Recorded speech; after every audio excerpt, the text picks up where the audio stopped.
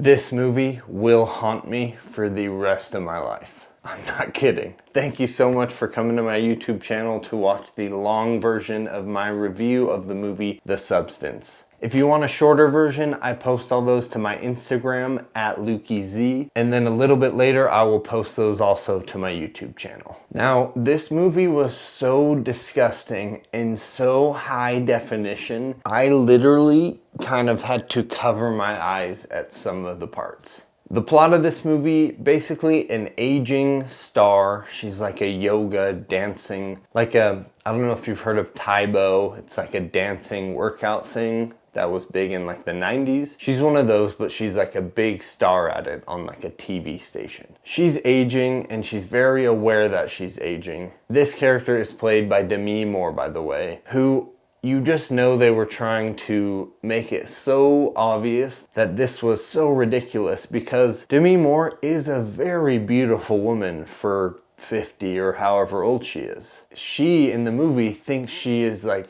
getting so old and so ugly. I feel like they were definitely trying to make a point with that. She gets fired from her job by Dennis Quaid, who plays a hilarious, kooky character. Maybe one of my most favorite performances of his, obviously, other than The Parent Trap. So after she gets fired, she goes out and finds this illegal substance that's gonna make her younger. But here's the catch. It's actually going to make a new, younger version of her, and then they're gonna have to split her life 7 days, 7 days. 7 days as the older version, 7 days as the younger version. I just want to be clear with this review. The first half of this movie was absolutely awesome. I thought it had an amazing concept that was like kind of cool and sci-fi. It was telling a good story. It had heck of cool cinematography, great acting from Demi Moore, Margaret Qualley, who plays the younger version of the main character, and Dennis Quaid. And it just had great directing and a good vibe all around. Obviously, in the first half, there are some hints of what's gonna come in the latter half, but I could put up with those little bits of it in the first half. And then we get to the second half of this movie, and it completely spirals out of disgusting control. And it turns into the most horribly gross graphic movie I've ever seen, and it's all in high definition and close-up camera shots of all this disgusting body disfigurement stuff. I saw this movie with my cousin Kevin, and it got to the point where we were basically just laughing at this movie for how horrible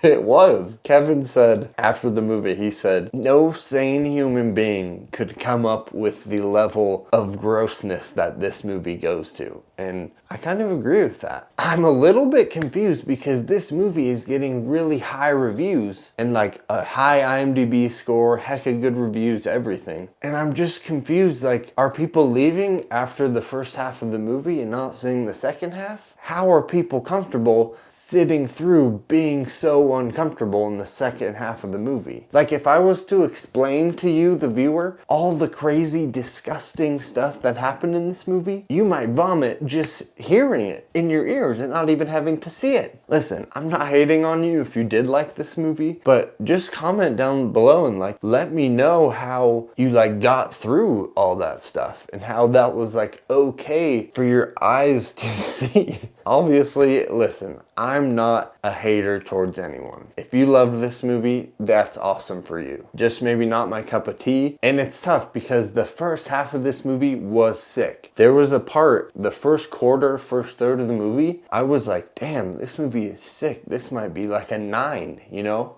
And I also went into it with high expectations because of the high reviews. I'm like, this movie is good as heck. And then steep downhill decline. Anyways, some people are saying that this movie could get an Oscar nomination for Best Picture. And I am begging you, Oscars, do not do that. You will lose some credibility from my perspective from giving a movie that was this disgustingly horrible a Best Picture nomination.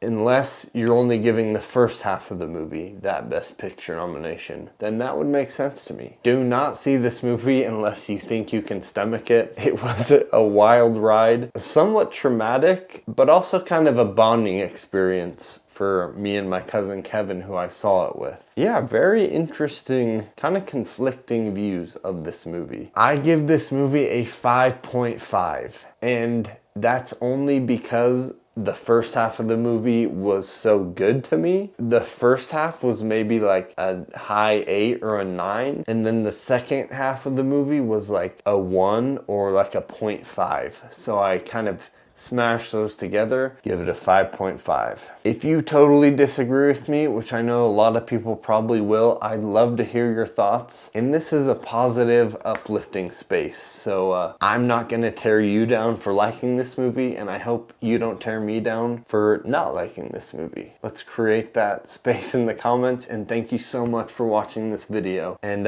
like and subscribe. It really helps small channels like mine, and I'll see you in the next video.